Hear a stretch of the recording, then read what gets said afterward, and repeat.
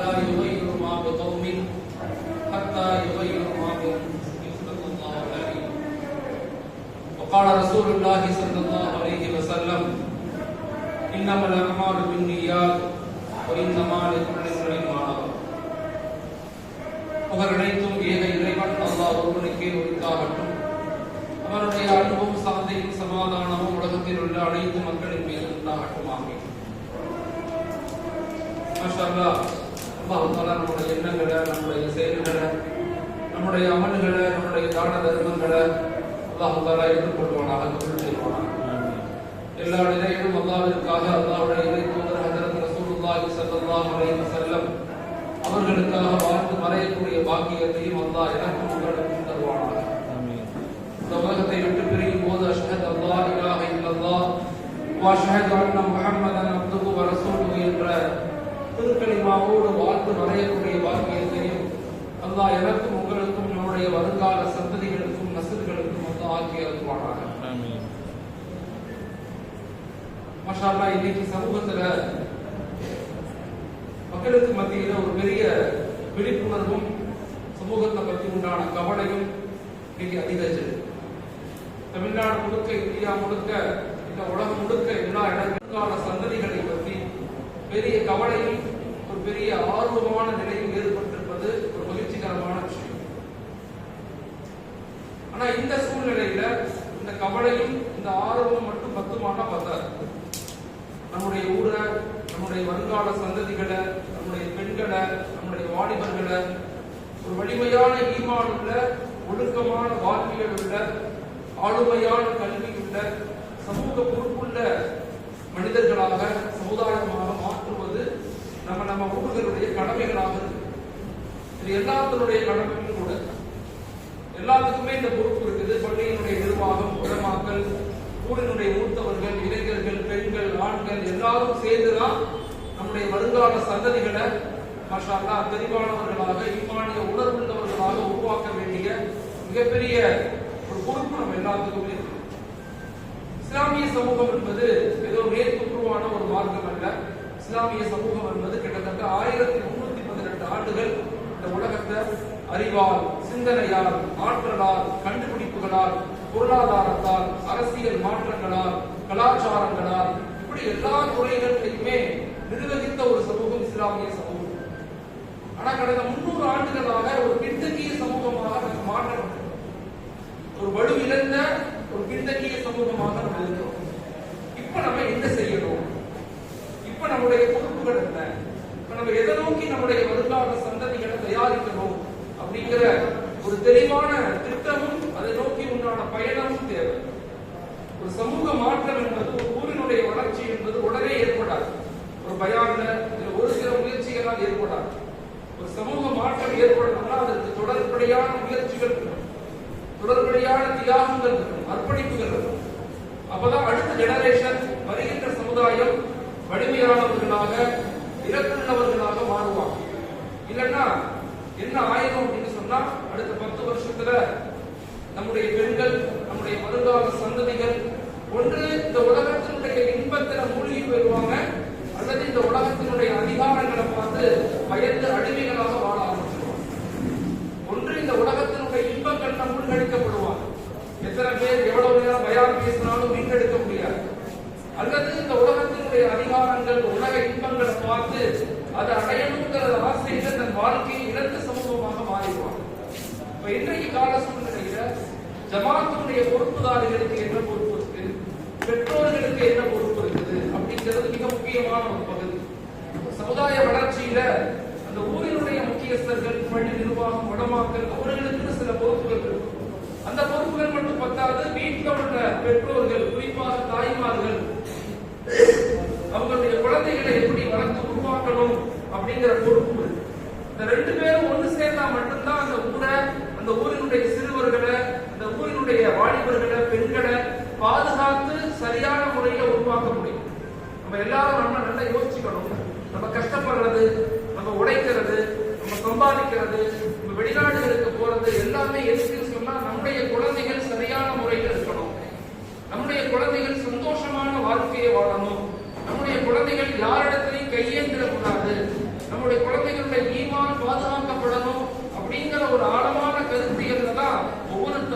தந்தையும் தன் குழந்தைகளை வளர்க்கிறார்.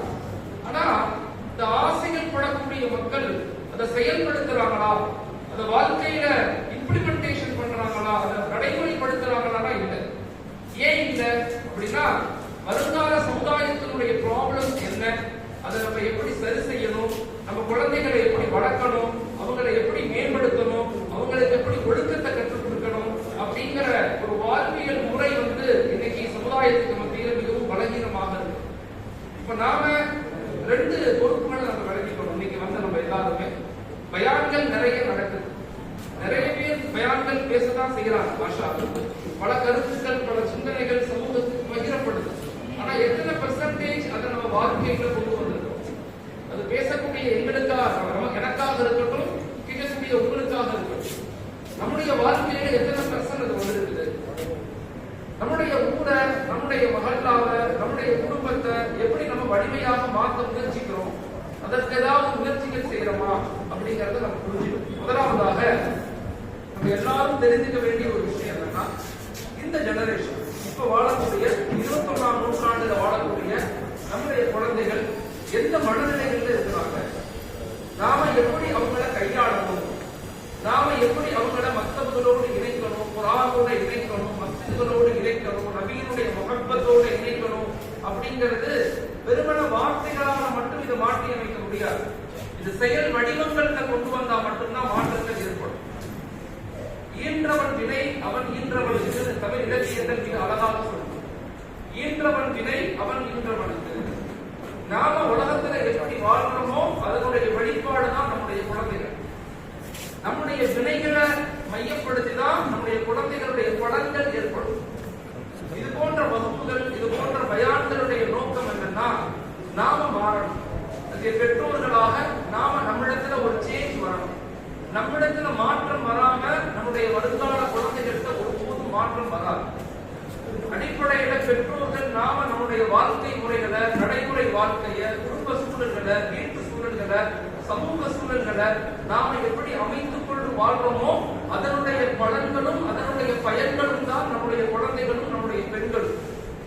அப்ப நாம நம்முடைய வருங்கால சந்ததிகளை உருவாக்கணும் அப்படின்னு சொன்னா, முதலாவதாக நம்ம கவனப்படுத்த வேண்டிய விஷயம் என்னன்னா, அவங்க எதிர்கொள்ளக்கூடிய பிரச்சனைகள் என்ன, நம்முடைய குழந்தைகள் எதிர்கொள்ளக்கூடிய பிரச்சனைகள் என்ன. ஏன்னா பிரச்சனைகளை தெரியாம தீர்வுகளை கொடுக்க முடியாது. ஒரு மருத்துவரை பார்க்க போறோம் அப்படின்னு சொன்னா, அந்த மருத்துவர் முதல்ல கேட்கறது ஒரு நோய் என்ன, உனக்கு என்ன பண்ணுதுன்னு கேட்பாரு. இல்ல டெஸ்ட் பண்ணுவாங்க, இல்ல அதற்குண்டான விஷயங்கள் நடக்கும். அதற்கு பிறகுதான் மருந்து கொடுக்கப்படும். என்ன பிரச்சனைகள்னு தெரியாம சமூக மாற்றத்தை நம்மளால ஏற்படுத்த முடியாது. இன்னைக்கு நம்முடைய பெண்களும் நம்முடைய குழந்தைகளும், அது கிராமமாக இருக்கலாம், அது குக்கிராமமாக இருக்கலாம், அல்லது டவுனாக, சிட்டியாக இருக்கலாம், எல்லா நிலைகளிலையுமே இன்னைக்கு நாம குழந்தைகள் எதிர்கொள்ளக்கூடிய ப்ராப்ளம்ஸ் என்ன, அதற்குண்டான தீர்வுகள் என்ன. ஒன்று, நம்முடைய குழந்தைகள் எதிர்கொள்ளக்கூடிய 4 பிரச்சனைகள் நம்ம பிள்ளைங்க எதிர்கொள்றாங்க. ஒன்று கல்ச்சுரல் டிக்ரேட், கலாச்சார சீர்கேடு. கல்ச்சுரலி எங்களுடைய குழந்தைகள் பாதிக்கப்பட்டுக் கொண்டிருக்கிறாங்க. நம்ம குழந்தைகளையே மற்றவர்களுக்கு கூப்பிடுறோம், நம்ம குழந்தைகளையே மஸ்ஜிதுகளோடு இணைக்கணும்னு சொல்றோம், நம்ம குழந்தைகளையே குர்ஆனை சுமக்கக்கூடியவங்களாக மாற்றணும்னு சொல்றோம். If we give Quran, Quran will give all. குர்ஆனை கற்றுக் கொடுத்தல் குர்ஆன் அனைத்தையும் கற்றுக் கொடுக்கும். நம்முடைய வாழ்க்கையில கல்ச்சரலி நம்ம குழந்தைகள் பாதிக்கப்பட்டுக் கொண்டிருக்கிறாங்க. அவங்க பார்க்கிற படங்கள், நாடகங்கள், விளையாட்டு கேம்ஸ், ஆன்லைன் கேம்ஸ், அசிங்கமான விஷயங்கள், இது எல்லாமே அவர்களை கலாச்சார ரீதியாக பாதிச்சு விடுகிறது. முதல்ல தப்பு செய்யறதுக்கு ரொம்ப தூரம் போகும். ஆனா இப்ப தப்பு செய்யறது என்பது கைக்குள்ள அடங்கிடுச்சு. எவ்வளவு பெரிய ஞானி, எவ்வளவு பெரிய சூஃபியாக இருந்தாலும் இந்த டெக்னாலஜிக்குள்ள மிக ஈஸியாக மாட்டிக்கொள்ளக்கூடிய சூழ்நிலை இன்னைக்கு சமூகத்துல ஏற்படுது.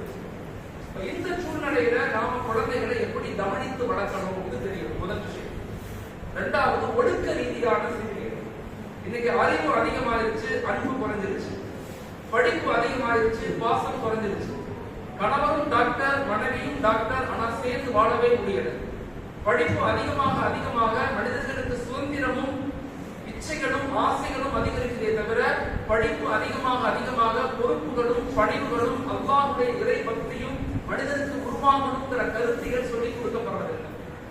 மக்தபுகள்ல வரும்போது நாம் நம்முடைய குழந்தைகளுக்கு அகலாக்கை, ஒழுக்கத்தை, பணிவுதான் ஒழுக்கம் தான், கட்டுப்படுதல் தான் ஹிதாயத்தினுடைய அடிப்படையானது. ஹிதாயத் என்பது வெறுமன அறிவை மட்டும் கொஞ்சம் கொடுக்கப்படாது. நேர்வழி என்பது ஒரு மனிதனுடைய திறமையை வைத்து மட்டும் கொடுக்கப்படாது. நேர்வழியும் ஹிதாயத்தும் ஒரு மனிதனுடைய அகதாத்தை மையப்படுத்தி கொடுக்கப்படும். இந்த மனிதனுடைய வாழ்க்கை நடைமுறையை மையப்படுத்தி கொடுக்கப்படும். இந்த குழந்தைகள் நல்லா இருக்கணும், பிற்காலத்தில் சிறந்த குழந்தைகளாக வரணும், பிற்காலத்தில் சமூகத்துக்கு உயர்தரமான அந்தஸ்துல வரணும், இந்த ஷரியத்தை, இந்த மார்க்கத்தை, இந்த குர்ஆன மக்களுக்கு எடுத்து வைக்கக்கூடிய குழந்தைகளாக மாறணும் அப்படின்னா பெற்றோர்கள் நாம குழந்தைகளுக்கு சொத்து சுமத்தை சேர்த்து வைப்பதை விட இந்த குழந்தைகளுக்கு ஒழுக்கமான வாழ்வியலை கடைபிடிக்க வேண்டிய அவசியம் சொல்லிக் கொடுக்கணும். வாழ்க்கையினுடைய அடிப்படை யதார்த்தம் என்ன? வீட்டில் இருக்கக்கூடிய தாத்தா பாட்டியை எப்படி மதிக்கணும், அத்தா அம்மாவை எப்படி மதிக்கணும், மக்கள்கிட்ட எப்படி அன்பாக நடந்து கொள்ளணும், மக்களை எப்படி மன்னிக்கணும், மக்களுக்கு எப்படி உதவி செய்யணும் அப்படிங்கிற ஆழமான கருத்தியலை சொல்லிக் கொடுக்க வேண்டிய மிகப்பெரிய பொறுப்பு பெற்றோர்களுக்கு. அதை நம்ம செய்யறோமா? அதனால் நம்ம குழந்தைகளுக்கு நேரம் கொடுத்து பண்றோமா? இந்த ஆழமா நம்ம யோசிக்கணும். திரும்ப சொல்றேன், பயான்கள் நம்ம நிறைய கேட்போம், ஆயிரக்கணக்கான பயான்கள் கேட்டுக்கிட்டே இருக்கிறோம். ஆனா வாழ்க்கையில எந்த அளவுக்கு நாம அமல்படுத்துறோம்? வீடுகள்ல எத்தனை பேர் குழந்தைகளுக்கு நேரம் கொடுக்கிறோம்? குழந்தைகள் பக்கத்துல உட்கார வச்சு தோல்மையில கை போட்டு அந்த குழந்தைகள்கிட்ட என்னைக்கு பேசுறோம்? இந்த குழந்தைகளுடைய வாழ்க்கை நடைமுறைகள் எப்படி இருக்கு நம்ம உற்று நோக்கணும். என்னிடத்துல ஒரு கவுன்சிலிங் வந்துச்சு சமீபத்துல. ஒரு மாணவர் வந்தார், 12th படிக்கக்கூடிய மாணவர். அவங்க அத்தா பேச்சையும் கேட்கறது இல்லை, அம்மா பேச்சையும் அவர் கேட்கறது இல்லை. அவங்க அத்தா கவுன்சிலிங் கூட்டி வந்தார், நான் பேசுறேன். ரொம்ப நேரம் பேசின பிறகு அந்த மாணவன் சொல்றான், நான் இப்படி ஆனதுக்கு காரணம் எங்க பெற்றோர்கள் தான். எனக்கு அவங்க நேரமே கொடுக்கறது இல்லை, என்னை புகழ்றது இல்லை, என்னை அப்ரிஷியேட் பண்றது இல்லை. நான் நல்லா படிச்சா எனக்கு என்ன செய்யறது இல்லை, என்னை அப்ரிஷியேட் பாராட்டுறது இல்லை. நான் பலகீனமாக இருந்தா என்னை கூப்பிட்டு திட்டுறது இல்லை. எல்லா நிலையிலும் அவங்க வேலையை பார்க்கறாங்க, நான் என் வேலையை பார்க்கிறேன். சேர்ந்து நாங்க வீட்டுல உட்கார்ந்து சாப்பிடுறது இல்லை. எந்த இஸ்லாமிய வாழ்க்கை நடைமுறையும் நாங்க பின்பற்றாத போது நம்முடைய குடும்ப வாழ்க்கை நரகமா தான் மாறும். யாருக்கும் கட்டுப்பட மாட்டோம், யார் பேச்சையும் கேட்க மாட்டோம். அன்பு, விட்டுக் கொடுத்தல், சிரித்தல், சந்தோஷம், பாசம் எதுவுமே குறைந்து போயிடும். இப்ப இன்னைக்கு சூழ்நிலையில பெற்றோர்கள் இரண்டாவதாக குழந்தைகள் எதிர்கொள்ளக்கூடிய பிரச்சனை என்னன்னா ஒழுக்கம் சார்ந்த பிரச்சனை, அகலாக் சார்ந்த பிரச்சனை. அதை நாம எப்படி சரி செய்ய போறோம்? இது இரண்டாவது ப்ராப்ளம். மூன்றாவது நம்முடைய குழந்தைகள் எதிர்கொள்ளக்கூடிய பிரச்சனை என்னன்னா உடலியல் சார்ந்த பிரச்சனை. இன்னைக்கு பிசிக்கலி நம்முடைய சமுதாயம் மிகவும் பலகீனமாக இருக்கிறார். நம்முடைய உணவு முறைகள் மிகவும் பலகீனமாக இருக்கு. நல்லா யோசிச்சு பாருங்க. எத்தனை மணிக்கு காலையில் எழுந்திருக்கிறோம்? எத்தனை மணிக்கு நைட் தூங்குறோம்? 10 மணி, 11 மணி, 12 மணிக்கு தூங்குறோம். இந்த மாதிரி வகுப்புகள், இந்த மாதிரி பயான்களுடைய நோக்கம் என்னன்னா நம்முடைய வாழ்க்கையில ஒரு சில மாற்றங்கள் ஏற்படும். தம்பி கொஞ்சம் உட்கார்ந்து வாங்க தம்பி, உட்கார்ந்துமா.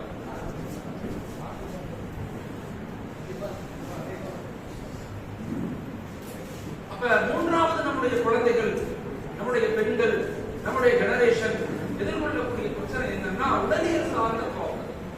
இன்னைக்கு பிசிக்கலி நம்ம ஸ்ட்ராங்கா இருந்தாதான் மென்டலி நம்ம ஸ்ட்ராங்கா இருக்க முடியும். உடல் சார்ந்து வலுவாக இருந்தாதான் நம்ம ஊரை, நம்ம ஊர் மக்களை, நம்முடைய சமுதாயத்தை, நம்முடைய ஜெனரேஷன் நம்ம பாதுகாக்க முடியும். இன்னைக்கு 100 முஸ்லிம்கள்ல 36 முஸ்லிம்கள் நோயாளிகளாக இருக்கிறாங்க. இதை பத்தி நம்ம கவலைப்படணும். இதை பத்தி நம்ம குழந்தைகள்கிட்ட பேசணும். இஸ்லாமிய மார்க்கம் என்பது வெறுமன வணக்கவியலை மட்டும் சொல்லிக் கொடுக்கிறது. இஸ்லாமிய மார்க்கம் என்பது அது வாழ்வியலையும் சேர்த்துதான் சொல்லிக் கொடுக்கிறது. எல்லா நிலையிலும் பேசுவது, ஒரு மனிதன் பிறந்ததிலிருந்து அவன் இறக்கும் வரை செய்யக்கூடிய அனைத்து விஷயங்களும் சில இபாதத்து தான். அந்த இபாதத்தை எப்படி கற்றுக் கொடுக்கணும்? குறிப்பாக உடல் சார்ந்து தயவு செய்து குழந்தைகள் மீது கவனம் செலுத்துங்க. இன்னைக்கு அவங்க காலையில் எழுந்திருக்கிறது எத்தனை மணிக்கு எழுந்திருக்கிறாங்க, என்ன உணவுகள் சாப்பிடுறாங்க? இன்னைக்கு ஃபாஸ்ட் ஃபுட் அதிகமா சாப்பிடுறது இஸ்லாமிய மக்கள். இரவு 10 மணிக்கு மேல பிரியாணி சுட வச்சு சாப்பிடுறது இஸ்லாமிய மக்கள். உணவுகள் மீது தயவு செய்து ரொம்ப கேர்ஃபுல்லா இருங்க. உணவுகள் மீது ரொம்ப கேர்ஃபுல்லாக இருங்க. நசீப் என்பது வேறு, நமக்கு என்ன எழுதப்பட்டதோ அதுதான் கிடக்கும். அவர் பாடி அபரமானம், நமது உடல் நமது அமானிதம். அந்த அமானிதத்தை பாதுகாக்க வேண்டிய பொறுப்பு நமக்கு இருக்கு. இன்னைக்கு நிறைய இடங்கள்ல சமூகத்துல பாத்தீங்கன்னா நோயாளிகள் அதிகரித்து கொண்டே இருக்கிறாங்க. இப்ப இதன் மீது கவனம் செலுத்துங்க. தாய்மார்கள், தந்தைமார்கள், குழந்தைகளுக்கு இதை பத்தி சொல்லுங்க. சத்தான உணவுகள், நல்ல உணவுகளை கொடுங்க. ஒரு ஆரோக்கியமான வாழ்க்கைக்கு அடிப்படையாக ஒரு 6 விஷயங்களை வாழ்க்கையில் நாம் பின்பற்றுவதற்கு முயற்சி செய்யும். ஒன்று, குழந்தைகளை அதிகாலை எழுவதுதான் ஆரோக்கியத்தின் 50% காரணம். உலகத்திலேயே அதிகாலை எழுவது பரத ஐன். ஒவ்வொரு தனி மனிதனும் அதிகாலை எழுவது நம்ம இஸ்லாமிய சமூகத்துல மிகப்பெரிய கடமை. ஆனா எத்தனை மணிக்கு நம்ம எழுதிருக்கோம்? உடல் கழிவுகளை வெளியேற்ற பழகுது குழந்தைகள். நிறைய தண்ணீர் குடித்து உடல் கழிவுகளை வெளியேற்ற பழகுது. 3வது, நல்ல பிரஷிங் சென்ஸ். நிறைய மிஸ்வாக் கொடுத்து குழந்தைகளை இப்பையிலிருந்தே உருவாக்கும். திரும்ப சொல்றேன், வாழ்வியலை கடைபிடிங்க. வாழ்க்கையை ஹஜ்ரத் ரசூலுல்லாஹி ஸல்லல்லாஹு அலைஹி வஸல்லம் எப்படி வாழ்ந்தாங்க, சுன்னத்தான வாழ்க்கை முறை என்ன, நமக்கு என்ன கற்றுக் கொடுக்குது, அதை நம்ம அடுத்த ஜெனரேஷனுக்கு சொல்லிக் கொடுக்கணும். அதை வாழ்க்கையில அமல்படுத்தணும். அதை பெற்றோர்கள் செயல்படுத்தணும். பெற்றோர்கள் செயல்படுத்துவதை கொண்டுதான் குழந்தைகளுடைய வாழ்வியல் அது விளைவுகளா, பலன்களா, பயன்களாக மாறும். அதனால 3வது, குழந்தைகளுக்கு ஆரோக்கியமான வாழ்க்கைக்கு நல்ல பிரஷிங், மிஸ்வாக் பயன்படுத்த சொல்லுங்க. நல்ல பிரஷிங் பயன்படுத்த சொல்லுங்க. 4வது, நல்ல உடற்பயிற்சி. இப்பயிலிருந்தே நல்ல நடக்க சொல்லுங்க. நல்ல ரன்னிங், நடக்கிறது, வாக்கிங் போறது. இதன் மீது கவனம். சாதாரணமா நம்ம நினைக்கிறோம், இல்ல. வாழ்க்கையினுடைய பேஸ், வாழ்வாதாரத்தினுடைய அடிப்படையே ஆரோக்கியம் தான். அந்த ஆரோக்கியத்தின் மீது கவனப்படுத்த சொல்லுங்க. ஈமானுக்கு அடுத்து ஒரு முஸ்லிமுக்கு கொடுக்கப்பட்ட மிகப்பெரிய நசீபே ஆரோக்கியம் தான், சிஹத் தான். ஈமானுக்கு அடுத்து கொடுக்கப்பட்ட மிகப்பெரிய நசீப் சிஹத் தான். அதை நம்ம குழந்தைகளுக்கு சொல்லி கொடுக்கிறோமா? 5வது, நல்ல உணவுகளை சாப்பிட சொல்லுங்க. ஆரோக்கியமான உணவுகளை சாப்பிட சொல்லுங்க. இன்னைக்கு எல்லா உணவுகளையும் குக்கிராமமாக இருந்தாலும் ஆரோக்கியமற்ற உணவுகள் தான் அதிகமாக இருக்கு. நல்ல கடலைப்பருப்புகள், காய்கறி வகைகள், நல்ல ஃபிஷ் வகைகள், நல்ல உணவு முறைகள், நல்ல நட்ஸ் வகைகள், இது போன்ற விஷயங்களை குழந்தைகளுக்கு கொடுங்க. ஜங்க் ஃபுட் கொடுக்கிறது, இல்ல கடைகளில் சாப்பிடக்கூடிய மோசமான உணவுகளை சாப்பிடுறது, அதனால எவ்வளவு பெரிய பாதிப்புகள் ஏற்படும். 5வது, இரவு நேரம் சீக்கிரம். 6வது, இரவு நேரம் சீக்கிரம் படுக்க சொல்லுங்க. 9 மணி 10 மணிக்குள்ள தூங்கிடும். நான் ஒரு நண்பர் வீட்டுக்கு போயிருந்தேன். ஒரு கிறிஸ்துவ நண்பர். அவர் ஜார்க்கண்ட்ல ஒரு அரசு அதிகாரியா இருக்கார். நான் அவரை சந்திக்க போயிருந்தேன் சமீபத்துல. இப்போ அவர் வீட்டுல நைட் 8 மணிக்கு 7:45 அவங்க வீட்டுல அவருடைய மனைவி தன்னுடைய 3 குழந்தைகளையும் போய் ரூமுக்குள்ள போய் லாக் பண்ணாங்க. நான் கேட்டேன், எனக்கு கொஞ்சம் என்ன பிரதர் சிஸ்டர் உள்ள போயிட்டாங்க, 3 பிள்ளைங்க நம்ம சாப்பிடலன்னு கேட்டேன். அவர் சொன்னார், அஹ்மத், எங்க குடும்பத்தினுடைய முறை என்ன? அவங்க 2 பேருமே அரசு அதிகாரிகள் சொல்றாங்க, எங்க குடும்பத்தினுடைய முறைகள் என்னன்னா 7:45 8 மணிக்கெல்லாம் பிள்ளைங்களுக்கு உணவு கொடுத்து தூங்க வச்சிடணும். 8:30 மணி 9 மணிக்கெல்லாம் அவங்க தூங்கிடுவாங்க. அதுக்கப்புறம் தான் நாங்க சாப்பிட்டு தூங்குவோம். அதிகாலை 4 மணிக்கெல்லாம் எல்லாருமே எந்திரிச்சிருவோம். முதல் மகனார் 8வது படிக்கிற ஐஐடிக்கு பிரிப்பரேஷன் பண்றாரு. 2வது புள்ள மிகப்பெரிய கவர்மெண்ட் எக்ஸாம் ப்ரிப்பேர் பண்றாங்க. இப்ப இருந்து குழந்தைகளை ஒரு டிசிப்ளின், ஒரு வாழ்க்கை முறையை கற்றுக் கொடுக்குறாங்க. நம்முடைய வாழ்க்கை முறை என்ன யோசிச்சு பாருங்க. எத்தனை மணிக்கு நம்ம தூங்குவோம்? வீட்டுல 10 மணி, 11 மணி, 12 மணிக்கு தூங்குவோம். நம்முடைய வருங்கால சந்ததிகள் எப்படி வலிமையாக மாறுவாங்க? ஒரு வலிமையான சமூக கட்டமைப்பை நம்ம எப்படி ஏற்படுத்த போறோம்? அடிப்படையான வாழ்க்கை முறை, நபியினுடைய சுன்னத்தை, எந்த சுன்னத்தையும் பின்பற்றாம ஒரு எழுச்சிமிக்க சமூகமாக நம்ம எப்படி மாற போறோம்? ஒருபோதும் மாற முடியாது. வாழ்க்கை நடைமுறைகளை பின்பற்றக்கூடியவங்களாக இருக்கும். ஹஜ்ரத் ஆயிஷா ரலியல்லாஹு சொல்றாங்க, ஹஜ்ரத் ரசூலுல்லாஹி நபியுடைய வாழ்க்கை எப்படி இருந்துச்சுன்னா அது குர்ஆனாக இருந்துச்சு. குர்ஆனை பார்த்தா நபியை பார்க்க தேவையில்லை, நபியை பார்த்தா குர்ஆனை பார்க்க தேவையில்லை. குர்ஆன் என்ன சொல்லுச்சோ அதை நபி வாழ்ந்து காட்டுறாங்க. ஆனா அந்த வாழ்க்கையை நம்ம வாழ்க்கையில பின்பற்றணுமா? ஒரு ஆரோக்கியமான வாழ்க்கைக்கு தயவு செய்து குழந்தைகளுக்கு கவனம் செலுத்துங்க. இன்னைக்கு 30 வயசு 35 வயசுலேயே பலகீனமான சமூகமா மாறிடுச்சு. 40 வயசுல நடக்க முடியாத சமூகமாக மாறிடுச்சு. இப்ப இந்த சூழ்நிலையிலிருந்து சமூகத்தை பாதுகாக்கணும். மக்தப் என்பது, மதரசாக்கள் என்பது, இஸ்லாம் என்பது வெறுமன வணக்கத்தை சொல்லிக் கொடுக்கக்கூடிய இடம் அல்ல, அது வாழ்வியலை சொல்லிக் கொடுக்கக்கூடிய இடம். இஸ்லாம் என்பது வெறுமன தொழுகை மட்டுமல்ல, ஈமானியாத், இபாதத், முஅமலாத், முஅஷராத், அக்லாக், வாழ்க்கை, சமூகம், குடும்பம், பொருளாதாரம் அனைத்தையும் உள்ளடக்கியதான் இஸ்லாமிய மார்க்கம். உலகத்திலே இப்படிப்பட்ட the most authenticated, உலகத்திலேயே ஒரு முக்கியமான மார்க்கம், ஆர்கனைஸ்டு மார்க்கம், ஆதாரபூர்வமான மார்க்கம். ஆனா உலகத்தில் இதை பின்பற்றக்கூடிய மக்கள் எல்லாம் பின்தங்கிய சமூகம். இஸ்லாமுக்கு வீழ்ச்சி இல்ல, இஸ்லாம் ஒருபோதும் வீழாது. ஆனா இஸ்லாமியர்கள் பலகீனம் அடைந்து கொண்டே இருக்கிறோம். ஏன் பலகீனம் அடைகிறோம்னா, இஸ்லாம் சொல்லக்கூடிய நபி காட்டி கொடுத்த, எங்களுடைய முன்னோர்கள் காட்டி கொடுத்த எந்த வழிமுறையும் நாங்கள் பின்பற்றுறது. எப்படி ஒரு எழுச்சிமிகு சமூகத்தை உருவாக்க முடியும்? உருவாக்க முடியாது. சோ நம்முடைய குழந்தைகள் எதிர்கொள்ளக்கூடிய முதல் பிரச்சனை கலாச்சார ரீதியான பிரச்சனை, இரண்டாவது ஒழுக்க ரீதியான பிரச்சனை, மூன்றாவது உடலியல் ரீதியான பிரச்சனை, நான்காவது மனம் ரீதியான பிரச்சனை. மென்டலி நம்ம ரொம்ப வீக்கா இருக்கும். மென்டலி மைண்ட் செட் எங்களுக்கு சரியில்லை. ஒன்று இந்த உலகத்தை பார்த்து பயப்படுறோம், இல்ல இந்த உலகத்தினுடைய இன்பங்கள் நம்ம மூழ்கிறோம். அதற்கு ரசூலுல்லாஹி ஸல்லல்லாஹு அலைஹி வஸல்லம் சொன்னாங்கல்ல, கியாமத் நெருக்கத்துல ஒரு காலம் வரும், அந்த மக்களுடைய மனதுல வஹன் அப்படிங்கிற ஒரு நோய் வரும்னு சொன்னாங்க. வஹன் அப்படிங்கிற ஒரு நோய் வரும். சஹாபாக்கள் கேட்டாங்க, அப்படின்னா என்ன? மஹாதல் வஹன், வஹன்னா என்ன யா ரசூலுல்லாஹ் கேட்டாங்க. சொன்னாங்க, ஹுப்பு துன்யா இக்ராவுல் மௌத். உலகத்தை அதிகமாக நேசிப்பாங்க, மௌத்தா போறத வெறுப்பாங்க. அந்த சூழ்நிலை வந்துருச்சோன்னு நம்ம பார்க்கிறோம். அந்த சூழ்நிலையை நோக்கி சமூகம் இழுக்கப்பட்டு கொண்டிருக்கோம் பார்க்கிறோம். மென்டலி நாங்க பலகீனம் அடைஞ்சிட்டு இருக்கோம். அல்லாஹ் நம்ம கூட தான் இருக்கிறான். நபியினுடைய வழிகாட்டுதல் இருக்கு, குர்ஆன் இருக்குது, சஹாபாக்களுடைய மிகப்பெரிய ஆழமான கருத்துக்கள் இருக்குது. இவ்வளவும் இருந்து உலகத்துல பின்தங்கிய சமூகமாக நம்ம எப்படி மாறணும் அப்படின்னா எதையுமே வாழ்க்கையில பின்பற்றல. நான் திரும்ப சொல்றேன், நம்முடைய வருங்கால சந்ததிகள் வலிமையாக இருக்கணும் அப்படின்னு சொன்னா பெற்றோர்கள் நாம அல்லாஹ்விடத்துல சரியான தொடர்புடையவர்களாக இருக்கணும். ஈன்றவன் வினை அவன் ஈன்றவன். நாம எப்படி இந்த உலகத்துல வாழ்றோமோ அதனுடைய பயனும் பலன்கள் தான் நம்முடைய குழந்தைகள். நாம குழந்தைகள் மீது எப்படி கவனம் செலுத்தணும்? இது ப்ராப்ளம். 4 விதமான ப்ராப்ளம் இருக்கு. இந்த ப்ராப்ளத்திலிருந்து எப்படி தீர்வை கொண்டு வர்றது? ரொம்ப சிம்பிள். இஸ்லாம் அழகாக கற்றுக் கொடுக்குது. இஸ்லாமிய மார்க்கம் சொல்லிக் கொடுக்குது எப்படி இதுல இருந்து மனிதர்களை மீட்டெடுப்பது. 4 விஷயங்களை ஒவ்வொரு பெற்றோர்களும், நானும் சரி நீங்களும் சரி, நம்முடைய வீடுகள்ல பின்பற்றுவதற்கு முயற்சி செய்யுங்க. ஒன்று, அட்டென்ஷன். தயவு செய்து குழந்தைகளை கண்காணித்து வளருங்க.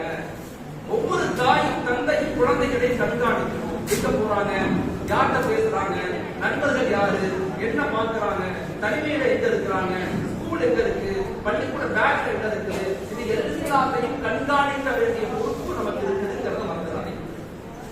12 வயசு வரைக்கும் தான் ஒரு குழந்தை நம் மீது அன்பு கலந்த ஒரு பயம் இருக்கும். 12வது வயசை தாண்டி 13வது வயதுக்கு ஒரு குழந்தை போயிருச்சுன்னா அந்த குழந்தைகளுடைய செல்கள், மெட்டபாலிசம், அதனுடைய சிந்தனைகள் எல்லாம் மாற ஆரம்பிக்கும். சுய சிந்தனை, சுய ஆசை, சுதந்திரம், தனிமையாக இச்சை எல்லாமே அந்த குழந்தைகளுக்கு உண்டா, நமக்கு உண்டா இருக்கும், அவங்களுக்கு உண்டாகுது. அல்லாஹ்வுடைய படைப்பினுடைய முறை அப்படிதான். அந்த நேரத்தில் பெற்றோர்களுடைய கவனம் மிக மிக முக்கியமானது. குறிப்பாக பெண் குழந்தைகள் மீது, ஆண் குழந்தைகள் மீது தயவு செய்து பெற்றோர்கள் கவனம் எடுத்துக் கொள்ளுங்க. எத்தனை பேர் குழந்தைகளுக்கு டெய்லி முத்தம் கொடுக்குறீங்க? டெய்லி குழந்தைகளுக்கு முத்தம் கொடுக்கணும், பக்கத்துல உட்கார்ந்து சாப்பிடணும், உணவுகளை பரிமாறணும். எப்பெல்லாம் உங்களுக்கு வாய்ப்பு இருக்குதோ அப்பெல்லாம் குழந்தைகளோட விளையாடு, சந்தோஷமாக இருக்கும், மனம் விட்டு பேசுங்க. தீர்வே இதுதான். வேற எதுவுமே பெரிய விஷயம் பண்ணணும்னு அவசியம் இல்லை. சின்ன சின்ன முயற்சிகள் அந்த குழந்தைகளை கவனித்து நாங்கள் வளர்க்கும் போது ஒரு பெரும் மாற்றத்தை நம்மால் ஏற்படுத்த முடியும். முதலாவதாக நம்ம செய்ய வேண்டிய விஷயம் என்னன்னா அட்டென்ஷன். குழந்தைகள் மீது கவனம் செலுத்துங்க. இரண்டாவது அப்ரிசியேஷன். குழந்தைகளை அடிக்கடி பாராட்டுங்க. உன் ட்ரெஸ் நல்லா இருக்கு, மாஷா அல்லாஹ், நீ அழகா இன்னைக்கு, உன் ஹேண்ட் ரைட்டிங் நல்லா இருக்கு, உன் எழுத்து நல்லா இருக்கு, நீ அழகா குர்ஆன் ஓதுற, நீ அழகா மத்தவங்களுக்கு போயிட்டு வர்ற, போயிட்டு வந்த பிறகு ஒரு செப்பட ஒரு புக்கை அழகா அடுக்கி வைக்கிற, எனக்கு பெரிய சந்தோஷமாக இருக்குது அப்படிங்கிறத அடிக்கடி குழந்தைகளை பாராட்டக்கூடிய பெற்றோர்கள் தேவை. எப்ப நாம குழந்தைகளை அப்ரிசியேஷன் பண்ண ஆரம்பிக்கிறோமோ அப்ப நம்ம பேச்ச குழந்தைகள் கேட்க ஆரம்பிப்பாங்க. நம் மீது அன்பு கலந்த பாசம் வரும், ஒரு இணைப்பு பந்தம் ஏற்படும். நமக்காக நம்ம பெற்றோர்கள் இவ்வளவு முக்கியத்துவம் கொடுக்கிறாங்களே ஆசை குழந்தைகள் மீது மனதில் ஏற்படும். இரண்டாவது, குழந்தைகளை அடிக்கடி அப்ரிசியேஷன் பண்ணுங்க. மூணாவது, குழந்தைகள் மீது அஃபெக்ஷன், அன்பை வெளிப்படுத்துங்க. அன்பை வெளிப்படுத்தும் பெற்றோர்களுடைய மிகப்பெரிய கடமை. குழந்தை சரியில்லை, இளைஞர்கள் சரியில்லை, பெண்கள் சரியில்லை அப்படின்னு சொல்றதை விட்டுட்டு இதை எப்படி சரி செய்யலாம்னு நம்ம யோசிக்கணும். துல்ஃபிகார் சாப் மிகப்பெரிய ஒரு ஆடி, இன்னைக்கு உலகத்துல வாழக்கூடிய ஒரு மிகப்பெரிய ஒரு அறிஞர், மிகப்பெரிய ஸ்காலர். அவங்க சொல்றாங்க, ஒரு பயான்ல பேசும்போது சொல்றாங்க, நான் சின்ன பிள்ளையா இருக்கும்போது எங்க வீட்டுல என்னை எப்படி வளர்ப்பாங்க அப்படின்னு சொல்லிட்டு சொல்றாங்க. இன்னைக்கு துல்ஃபிகார் உலகத்துல இவ்வளவு பெரிய அறிஞனா, இவ்வளவு பெரிய மார்க்க அறிஞரா, சமூகத்தை மிகப்பெரிய சிந்தனையாளராக, ஒரு பெரிய ஷேக்காக இருக்கிறோம்னு சொன்னா அது என்னுடைய திறமையை கொண்டு அல்ல, துல்ஃபிகாருடைய திறமையை கொண்டு அல்ல, இது அம்மாவுடைய துவாவை கொண்டு சொன்னாங்க. சொல்லிட்டு அழுகிறார் துல்ஃபிகார் சார், மௌலானா அவங்க அழுகிறாங்க. அழுதுட்டு சொல்லுவாங்க, நான் சின்ன பிள்ளையா இருக்கும்போது எங்க வீட்டுல 7 குழந்தைங்க. எங்க அம்மா தஹஜ்ஜுதுல எந்திரிச்சு 3 மணி 4 மணிக்கு எழுந்திருச்சு எங்க அண்ணன் தம்பியோட எல்லா குழந்தைகளுடைய பேர் சொல்லி துவா செய்வாங்க. அதான் எனக்கு 5 வயசு 6 வயசு இருக்கும். எங்க அம்மா பக்கத்துல படிச்சிருப்பேன். எங்க அம்மா தொழுகிறத நான் பார்த்துக்கிட்டே இருப்பேன். எப்ப எங்க அம்மா என்னுடைய பெயரை சொல்லி யா அல்லாஹ் என் மகன் துல்ஃபிகார் அப்படின்னு எப்ப என் மகன் என்னுடைய பெயரை எங்க அம்மா சொல்லுவாங்களோ, நான் வேகமா எந்திரிச்சு பெட்ல எந்திரிச்சு வேகமா போய் எங்க அம்மா மடியில நான் படுத்துக்குவேன். எங்க அம்மாவுடைய மடியில படுத்துக்குவேன். எங்க அம்மா என்ன செய்வாங்க, அந்த வலது கையால் தலையை தடவி கொடுத்துட்டு அவங்க இடது கையால் அல்லாஹ்ட்ட துவா செய்வாங்க. யா அல்லாஹ் என் மகன் துல்ஃபிகாரை பொருந்தி கொடு.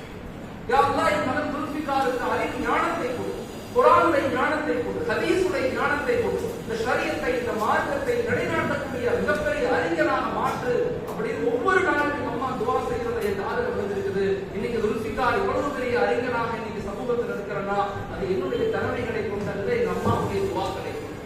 இங்க வந்திருக்கிற தாய்மார்கள், இங்க வந்திருக்கிற தந்தைமார்கள் எத்தனை பேர் நாம நம்முடைய குழந்தைகளுக்காக பேர் சொல்லி துவா செய்யணும்? ஒரு சமூக மாற்றம் என்பது எப்போது ஏற்படும்? அது வீடுகள்ல இருந்து ஏற்படும், அது ரோடுகள்ல இருந்து ஏற்படாது. வெறுமன போராட்டங்களை கொண்டு புரட்சிகளை கொண்டு எதிர்ப்பதை கொண்டு மட்டும் சமூக எழுச்சியை உருவாக்க முடியாது. Agitation is a very need. போராட்டம் என்பது நம்ம உரிமைகள் நம்ம சுதந்திரங்கள் பறிக்கப்படும் போது போராடுவது என்பது உண்மை தேவைதான். ஆனா அதை விட முக்கியம் அமல்படுத்தக்கூடிய முறை. இஸ்லாத்தினுடைய வாழ்க்கையை நம்முடைய வீடுகளில் தனி மனிதனாக குடும்பங்களில் மனைவி மக்கள் குழந்தைகள்கிட்ட எப்ப அதை கொண்டு வர்றோமோ சமூக எழுச்சிக்கு 100 வருஷம் தேவையில்லை, இன்ஷா அல்லாஹ் 10 வருஷம். அதை நோக்கி நகர்த்தக்கூடிய சமூகமாக இருக்கணும்னா அஃபெக்ஷன், குழந்தைகள் மீது அன்பை வெளிப்படுத்து. 4வது அக்செப்டன்ஸ், குழந்தைகளை ஏற்றுக்கொள்ளுங்க. எல்லா குழந்தைகளும் ஒரே மாதிரி இருக்க மாட்டாங்க. நமக்கு எது கொடுக்கப்பட்டிருக்கோ ஆக சிறந்தது ஏற்றுக்கொள்ளுங்க. அக்செப்டன்ஸ், குழந்தைகளை ஏற்றுக்கொள்ளுங்க, அவங்களுக்காக துவா செய்யுங்க, அவருக்கு நேரம் கொடுங்க. ஒவ்வொரு வீடுகளும் உறுதி எடுக்கணும். 7 வயதுக்குள்ள எங்க வீட்டுல ஒரு குழந்தை இருந்தா குர்ஆனை பார்த்து முறைப்படி ஓதத் தொடங்கிய குழந்தையாக நான் மாற்றுவேன் அப்படிங்கிற ஆழமான ஒரு மிகப்பெரிய வைராக்கியத்தோடு நம்ம குழந்தைகளை உருவாக்க முயற்சி. அப்படிப்பட்ட ஒரு சமூகமாக இன்னைக்கு சமூகத்துக்கு தேவை. அப்படிப்பட்ட ஒரு ஊராக அழகன்குளம் உருவாக முயற்சிக்கணும். அதற்காக தொடர்நிலைகள்ல பெண்களுக்கு, ஆண்களுக்கு, குழந்தைகளுக்கு தொடர் பயிற்சி முறைகள் உருவாக்கணும். ஏன்னா இது போன்ற இஸ்லாமிய கிராமங்கள்ல தான் மார்க்கத்தை வழிபடுத்த முடியும். மார்க்கத்தினுடைய வளர்ச்சி எங்க இருக்குன்னா இது போன்ற கிராமங்கள்ல தான். அதன் மீது கவனம் செலுத்தணும், ரொம்ப ஆழமாக யோசிக்கணும். குழந்தைகளுக்கு இறுதியாக 4 பண்புகளை சொல்லி கொடுத்துக்கிட்டே இருக்கு. இந்த 4 பண்புகளை குழந்தைகளுக்கு சொல்லி கொடுத்துக்கிட்டே இருக்கு. ஒன்று, உங்கள்கிட்ட வலிமையான ஈமானை உருவாக்கி கொள்ளுங்கன்னு சொல்லு. அல்லாஹ் தான் நமக்கு எல்லா நிலையிலும் பாதுகாப்பான். நான் குழந்தைக்கு சம்பாதிச்சு கொடுக்கிறேன்னு சொல்லாதீங்க. நான் என் குழந்தையை உருவாக்குறேன்னு சொல்லாதீங்க. நான் என் குழந்தைகளுக்கு எல்லா செலவுகளும் செய்யறேன்னு சொல்லாதீங்க. அல்லாஹ் எனக்கு கொடுக்கிறான், அதனால நான் உனக்கு செலவு செய்யறேன், அல்லாஹ்வுக்கு நன்றி செலுத்து அப்படிங்கிற உணர்வுகளை குழந்தைகளுக்கு ஏற்படுத்துங்க. உங்களோட குழந்தைகளை இணைக்காதீங்க, குழந்தைகளை அல்லாஹ்வோடு இணைங்க. வலிமையான ஈமான் தான் சமூக எழுச்சியினுடைய முதல் ஸ்டெப். ஒரு சமூகத்தினுடைய மாற்றத்தினுடைய அடிப்படையை வலிமையான ஈமான் தான். அந்த ஈமானை நம்ம குழந்தைகளுக்கு கொடுக்கணும்னா முதல்ல அந்த வலிமையான ஈமான் என்னிடத்திலும் என் மனைவியிடத்திலும் இருந்தால் மட்டும்தான் என் குழந்தைகளுக்கு அது பாஸ் ஆகும், இல்லைன்னா ஆகாது. 2வது, ஒழுக்கமான வாழ்க்கையை கற்றுக்கொள்ளுங்க. அன்பாக பேச பழகிக் கொள்ளுங்க. எல்லாத்தையும் மன்னிக்கணும்னு சொல்லுங்க, எல்லாத்துக்கும் உதவி செய்யணும்னு சொல்லுங்க. நமக்கு கிடைத்தது நமக்கானது மட்டுமல்ல, எல்லாத்துக்குமானது. எனக்கு கிடைத்த அறிவு, செல்வம், பொருளாதாரம், அதிகாரம் அது எனக்கு மட்டும் சொந்தமானதல்ல, எல்லாத்துக்கும் சொந்தமானதுங்கிற உணர்வுகளை ஆரம்பத்திலிருந்தே குழந்தைகளுக்கு சொல்லி சொல்லி வளர்க்கணும். 3வது, மன்னிக்க பழகிக்கணும். எல்லாத்தையும் மன்னிக்கணும், எல்லா உறவுகளையும் சேர்த்து வாழணும். நாம் மக்களை மன்னித்தால் தான் அல்லாஹ் என்னை மன்னிப்பான். அஹ்சின் கமா அஹ்ஸன அல்லாஹ், அல்லாஹ் நமக்கு உபகாரம் செய்வதை போல மனிதர்களுக்கு நாம் உபகாரம் செய்யணும் அப்படின்னு குழந்தைகளுக்கு அடிக்கடி சொல்லுங்க. 4வது, சுயநலம் இல்லாத பொதுநலமாக வாழணும்னு சொல்லுங்க. எல்லாமே அனுபவிக்கணும்னு ஆசைப்படாதீங்க, எல்லாத்தையும் பாதுகாக்கணும்னு ஆசைப்படுங்கன்னு சொல்லுங்க. நீ எதுக்கு படிக்கிற? நீ படிப்பதை கொண்டு அனுபவிக்க படிக்கல, நீ பாதுகாக்க படிக்கிறன்னு சொல்லி கொடுங்க. பெற்றோர்களுடைய மிகப்பெரிய கடமை. இதுக்கு PhD படிக்கணும்னு அவசியம் இல்லை, பெரிய பெரிய ஆளுமையாகவும் அவசியம் இல்லை. எனக்கு நல்ல ஞாபகம் இருக்கு, எங்க அம்மாவுக்கு எழுத படிக்கலாம் தெரியாது. எங்க அம்மாவுக்கு எழுத படிக்கலாம் தெரியாது. எங்க அம்மா குர்ஆன் ஓத ஆரம்பிச்சு இப்போ ஒரு 10-15 வருஷம் தான் குர்ஆன் ஓதுறாங்க. அதுக்கு முன்னாடி குர்ஆன் ஓத தெரியாது. ஆனா எனக்கு 5 வயசு, 5 வயசு 6 வயசு இருக்கும்போது தஹஜ்ஜுதுக்கு எந்திரிக்கும் போது என்னையும் சேர்த்து எழுதி போட்டுருவாங்க.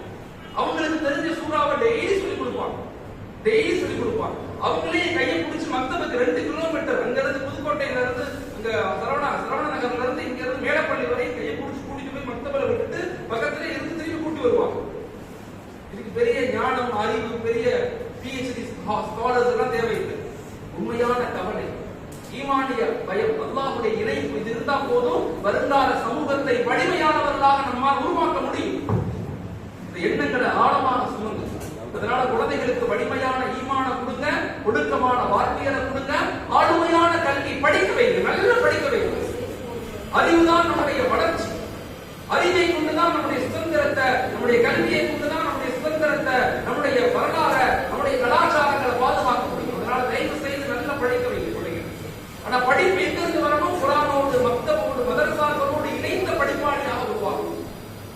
நாலாவது சோசியல் ரெஸ்பான்சிபிலிட்டி, சமூக பொறுப்புள்ளவர்கள், இளைஞர்களா, பெண்களா, இது நமது ஊர், இது நமது மண், இது நமது மக்கள், நமது தேசம், இது நமது நாடு. இந்த நாட்டை, ஜனநாயகத்தை, அரசியலமைப்பு சாசனத்தை பாதுகாக்கணுங்கிற ஆழமான, நாட்டை நேசிக்கக்கூடிய ஈமான்ல உணர்வுள்ள ஒரு சமூக இளைஞர்களை உருவாக்க நம்முடைய ஊர் மக்கள், நம்முடைய பெண்கள், நம்முடைய தாய்மார்கள், குறிப்பாக நம்முடைய வருங்கால சந்ததிகளை வலிமையாக உருவாக்க முயற்சிக்கணும்.